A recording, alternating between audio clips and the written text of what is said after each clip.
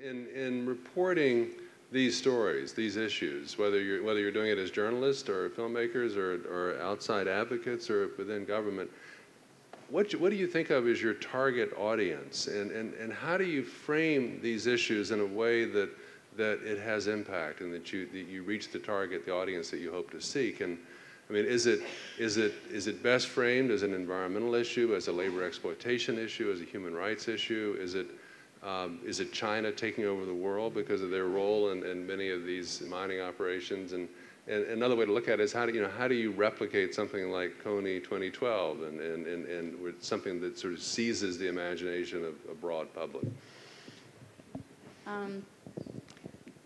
Just to briefly answer that from my own thinking on this, I find that it really helps if there's a consumer link. So in the case of gold, one of the reasons I hope it interests Americans is because the United States does import a lot of gold from Colombia and is probably going to be importing a whole lot more as the gold rush continues to get stronger and stronger there. But I think that one of the things I get worried about is consumer fatigue on a lot of these issues. We hear about a whole host of conflict minerals. The clothing that we buy comes from sweatshops so much of the time. So it's very difficult now to buy things that can't be sourced to either labor violations, environmental violations, human rights violations, et cetera. So I think it's important to always try to think a little bit more creatively as much as you can to beat that consumer fatigue. And one of the great things about the mediums in which we work is a picture really is worth 1,000 words. And I think that for that reason, the environmental stories can really hit home when some of Steve's images of just vast expanses of sheets of silt is quite arresting. So I think that environmental stories tend to sometimes gain a bit more interest. Yeah, I'd agree with everything you said. And I was primarily going for an environmental angle, hoping that the audience who would be watching that would, want to get perhaps involved in environmental, groups, work through groups. I can't make recommendations, that's not what I do as a journalist. But obviously you see what is happening there. And there are a lot of civil society groups that are there working. There are a lot of environmental groups already that have been involved in Amazon issues for a very long time.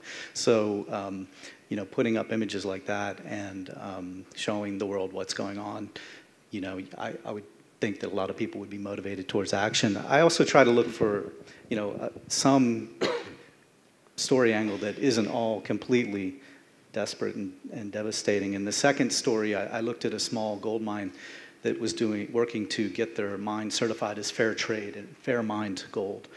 Now, that's not industrial gold. That's not the bulk of the gold that was coming out of there and being used. But it is a little bit of hopefulness that there are miners out there, informal miners, small-scale miners, who are working towards certifying their gold as fair trade and fair mined and making sure that there's not all these awful environmental abuses and problems associated with it. Other thoughts, Dan, Amol? No, I mean, the consumer angle is also challenging on gold, obviously, because unlike some other extractives, it is a store of value, and there's a non-consumer value to it, and it'd be hard to try to persuade people. It would be so difficult. It's one thing for something like the Kimberley process to say, diamonds really are something that people can decide not to buy, whereas global financial markets will continue to see gold as a store of wealth, and it would be pretty hard to convince bankers around the world to stop using it and so that raises the challenge. I think I've been trying to think about, so who's the audience in terms of a governance standpoint for this, and what's the message? And, I think formalization of these, you got to get away from the Wild West, and that raises new challenges about whether or not people are given prior notice about the process of formalization and given a right to become part of a formalized, because formalization doesn't necessarily mean that it's all multinationals doing it.